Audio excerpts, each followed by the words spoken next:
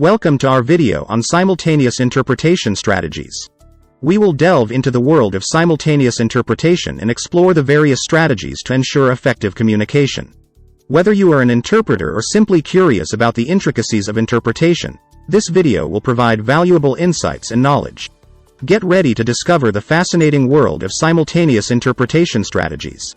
Time to reflect on our interpretation production and decide what needs to change when we interpret a speech. Let's explore the strategy of anticipation. Research indicates that our brains naturally anticipate the probability of a future event. In conference interpretation research, anticipation is usually seen as the oral production of a particular part of a message in special circumstances.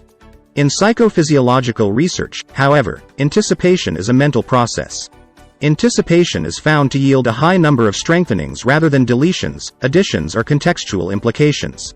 This is a cognitive aspect which is typical of interpreting and distinguishes it from other communication events. The mind is just like a muscle. The more you exercise it, the stronger it gets and the more it can expand. Linguistic and extra-linguistic knowledge used when anticipating. In this sentence, she was green with envy. It is obvious the word that follows is envy. Through their linguistic knowledge, interpreters who have heard the speaker utter this phrase are able to produce the word before actually having heard the word envy. A particular type of such extra-linguistic or sense-based anticipation is Goodale's ritual anticipation. In particular situations it is usual to produce clichés for greetings, acknowledgments, farewells, expressions of thanks, solidarity, approval and disapproval. Goodale, 1987.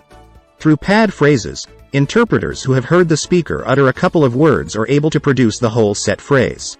These pad phrases can be triggered by lexical collocations, suprasegmental features, tone, intonation and stress, certain syntactic structures, speech context, expertise gained from other disciplines than interpreting or understanding about the topic and previous conferences interpreted on the same topic. Research suggests that anticipation is an ongoing activity which runs parallel to the perception of the incoming speech sounds and their semantic analysis. Interpreters' brains are constantly predicting what they're going to say next. It's like a mental dance alongside the incoming speech and its meaning. This predictive process generates a series of expectations about what the words will mean, organized according to the language we're using.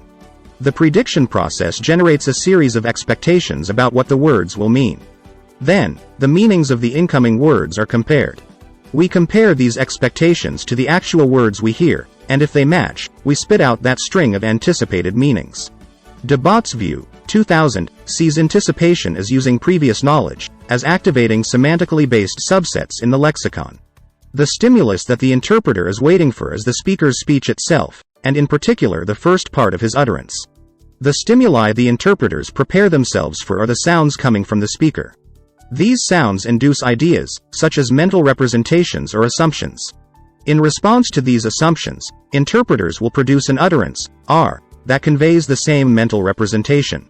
Hence, interpreters are mentally and bodily preparing to produce the speaker's message in another language. Anticipation is therefore the production of a particular mental representation without it being completely induced yet through the speaker's sounds. Anticipation is the interpreter's mental generation of assumptions that correspond to those that have not yet been expressed by the speaker. As the interpreter listens for a while, the interpreter receives more input, more context, gets used to the accent, becomes familiar with the speaker's tone of voice, becomes more confident with making assumptions that correspond to those that have not yet been expressed by the speaker yet. An experienced interpreter, having prepared his cognitive environment in such a way that it resembles the speaker's cognitive environment as much as possible, will then produce an anticipated item that is most likely to be the intended one. The common listener does not feel the urgent need to engage in anticipating. The interpreter deliberately tries to complete a proposition that is not yet complete. To achieve synchronicity or improve interpreting quality, in each anticipating case, the interpreter conducts a precipitated comprehension act. Acting as if there were a real gap in the information stream from the speaker, the interpreter tries to find relevance for that incomplete utterance. An anticipating interpreter is actively searching for optimal relevance by means of enrichment procedures.